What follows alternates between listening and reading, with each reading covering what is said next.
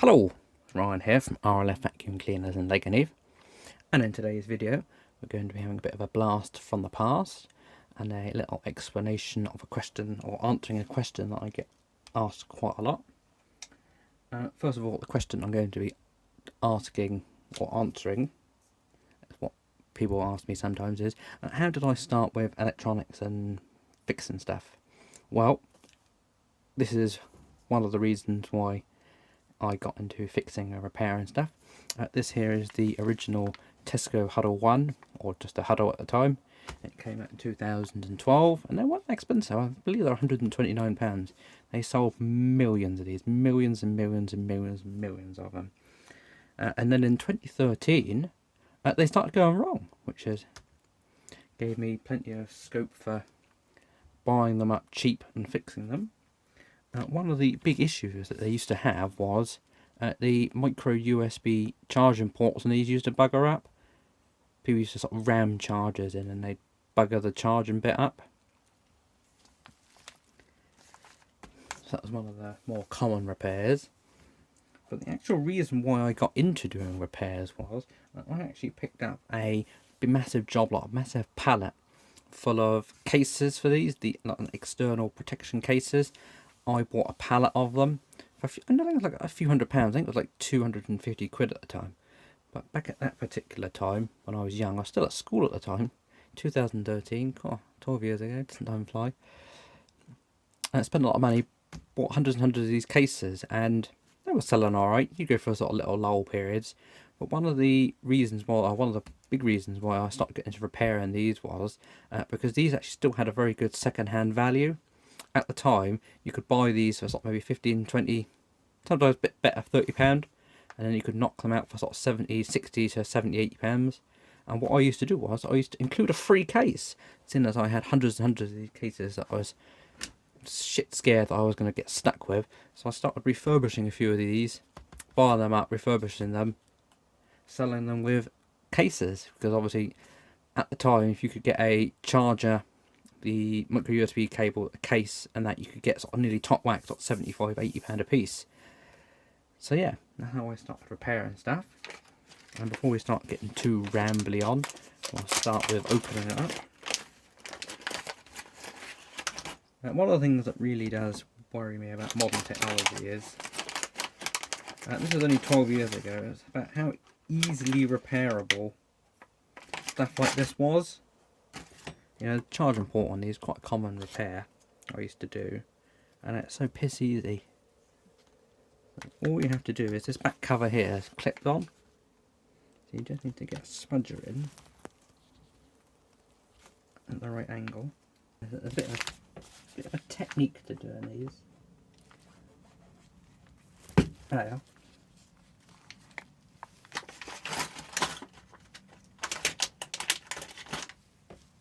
And you want to get like your little guitar pick in there, and then go for another one, another bite, slightly further on.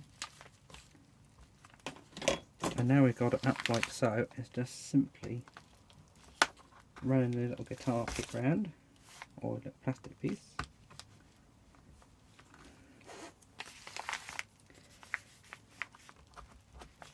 Unfortunately, this one's fairly old and rough. It doesn't matter if I do damage it too much, but at the time I used to be a dab hand at these. You could get them apart without damaging them.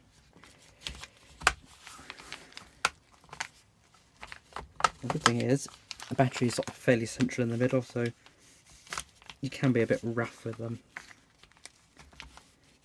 But if you are a bit rough with them, you tend to crack the case around where the speaker is, but we've done alright. And here, presto, that's the top off. And as you can see, the battery in these are sort of fairly central. This one doesn't look too puffed up, and it looks alright actually. Usually these sort of flat cells, they sort of puff up and cause issues, but yeah, it doesn't look too bad, does it?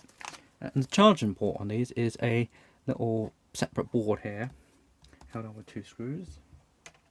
So I'll grab a screwdriver, leave it as that one there. Yep. So yeah, that's how I got into repairing electronics.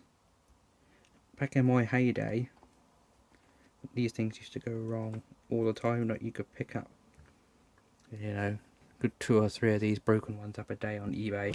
And at one point I actually started offering charging port repairs as like a service I offer. And I remember doing sort of, back in the peak time, you know, I remember doing sort of 10-15 charge ports a week sort of thing, and you had to charge £18 each. And at the time, you could buy these boards. You could actually buy this whole separate board. It's just got a ribbon connector. You could buy them boards, I think like £1.80 each, and I bought, I think that's 100, 150, I think, or 150 or 200. What a large amount of them off a guy off eBay. Because I was looking into getting the boards repaired, putting new charging ports on them, but again, I didn't really have the skill or anything like that to put new charge ports on. So you just used to whack a new board in, and it used to take, I think it used to take about 10 minutes, if that. This is always a tricky bit. Technically, the official repair is you take the battery out, but the problem is the battery is always stuck down and it's fiddly and not brilliant. But you can actually wiggle the actual board out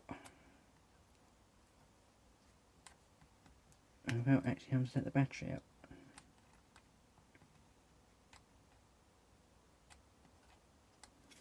One thing I will do is I'll just unplug the battery. Back in the oldie days, I never used to unplug the battery, but I'm sort of out of practice, so I'll just unplug it, just so we don't short anything out. But repairs on these are actually pretty simple, really. You could repair pretty much anything apart from the screen. The screen is sort of built onto this chassis, and it's a right pain in the arse to do. But common failures used to be charge ports. People used to bugger them up. In the later years, you used to do quite a few batteries. Speakers are just literally screwed in, plugged in. Sometimes you get like a dodgy board or a camera, or you know, everything was sort of modular. So if you want to take the speaker out, you know, it's one screw thing like that. It's the camera, nice and easy. I did a couple of Wi-Fi antenna ones. You know, they just unplug it. And they're nice simple repairs. Unfortunately, things aren't quite as simple as that anymore, but that's the way of the world, unfortunately. What I'll do is I will pause, get the charging port out, and we'll come back. And we're back again. We managed to wiggle this charging board out there, like so. It's a bit fiddly, but as long as you're careful, you'll be alright. I don't know how this comes up on the camera, but you can see there's like internal pins in there, it's like damaged. And the big question is, how I got one of these? I bought a big pack of micro USB ports for some repairs I was doing. How I got this particular one? Now, back in the old days, you just slap a new board in. Well, I got rid of all my boards a few years ago. I think during COVID, I had like a massive clear out of all the old stock and stuff I had, because realistically, with 2020, you know, that's 8 years after they came out, and it's very rare you see one 8 years on. Actually, I'm trying to think, when do I stop using mine? Because the actual Tesco Hudls here, they were what I used to take all the pictures from my eBay store, and I used them up until fairly recently, actually. I think it wasn't until I was sort of 2021. Was it 2021? Or was it 2020? But I actually stopped using my Tesco Hudl completely. I used to have two for taking pictures, and that's all I ever used for my eBay store. I used to use Tesco Hudl to take pictures. Actually, when I first started my eBay store, I actually had to use my sister's, because my sister had a Tesco Hudl. I didn't have one of these at the time. I used my sister's Tesco Hudl to take pictures, and then once I made enough money on eBay, I actually bought a second-hand one. I actually bought a broken one and I fixed it. And then I used that for a long while. I think it was 2017 or 2018. I actually lost one. I actually lost it. I was Moxmo, so I had to buy another one. But then, like a few months later, I actually found it. What I was doing was I was actually taking some pictures for a customer of some stuff I brought in. But the problem was I put it down and then I put loads of stuff on top of it. And it wasn't until a couple of months later that I started working through this pile of stuff and actually found it again. So yeah, that's great. So now I have 2 of them. But again, I haven't used them for years. It wasn't until I moved over to my Google Pixel, which I'm using here. My Google Pixel had a better camera and also filmed better video, so yeah. I think there's enough of me waffling. Let's have a quick look over. And I'm trying to remember if this is one of the first gen or second generation Tesco Hudls. The second generation ones had like GPS and some other things on them. I think this one did. I think this is a second gen one. Because I don't believe the first generation ones had this little chip on. This chip here was like an afterthought added on. But yeah. This one here doesn't look too bad. Doesn't look like it's got any liquid damage. The headphone jack looks alright. And we're back again. I've got the board in my helping hands. And what I'll do is I'll cross over to the microscope camera. Because it's better at zooming in at images. So I'll set that going now. So the microscope camera is now on 4 seconds. We will put some flux on. Liquid flux.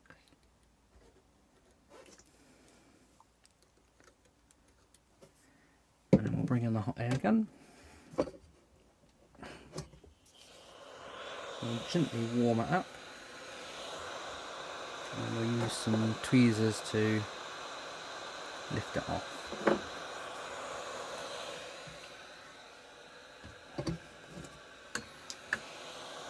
Brighten the image up a bit.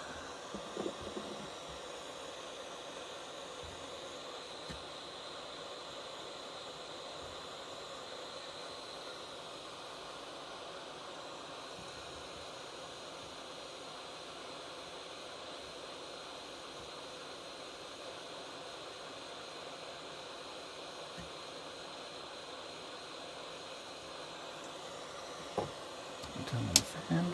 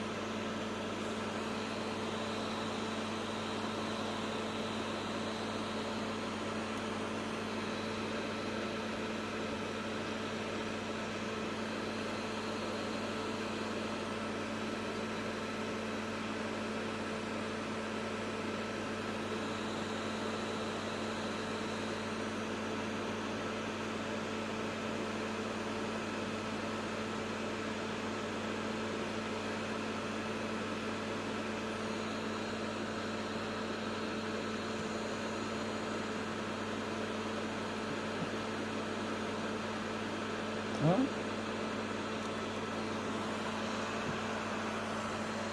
so that's that off like so. Put that down. That doesn't look too bad. So what we'll do is we'll have to clean this up, get the holes to drop in. But we use the microscope and zoom in a bit. So put the image of it.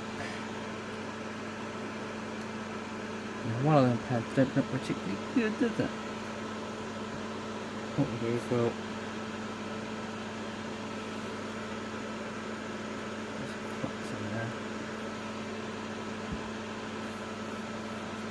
And we'll bring in the soldering iron and we'll give it a bit of a clean up.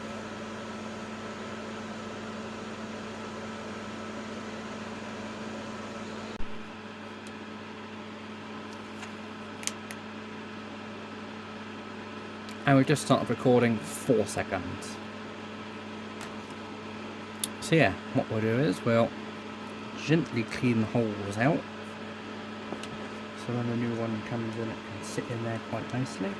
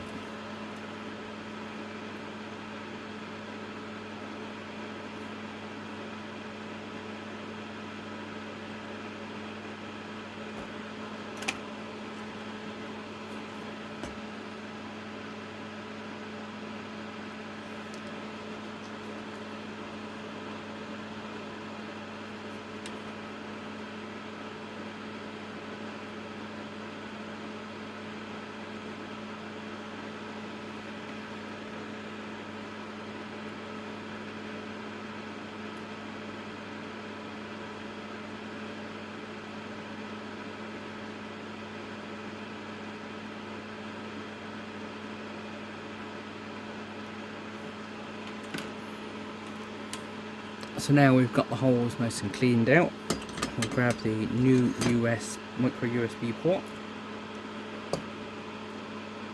like so, and then that one's literally just drop in there, like so. So now we've got the new USB port soldered on, like so. We've got a fiddly job of trying to fit this back in.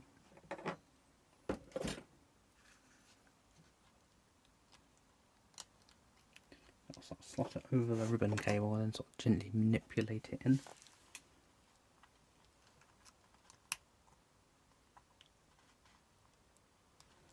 Like so, we're on the ribbon cable, I'm just going to gently manipulate it in.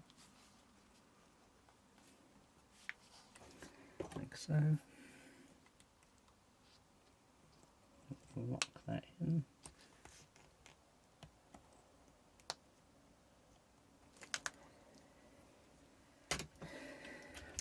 And then we'll just screw it back in again.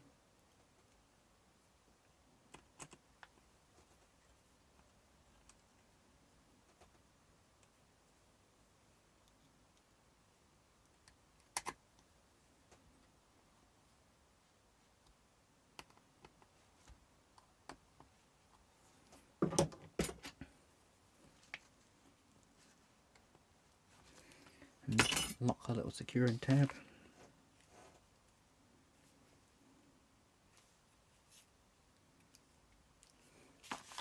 So now all that's left to do is to plug the battery in, grab a charging cable, and we'll go from there. So here it is, moment of truth. We'll just grab a cable and we'll plug it in quickly. So we've got that plugged in, hopefully it'll light up, which it has done. Bring up the battery symbol.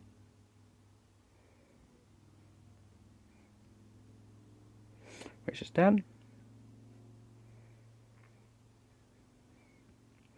As you can see, this one's completely flat, so I'll leave that on charge for a couple of hours and go from there. So yeah, video done.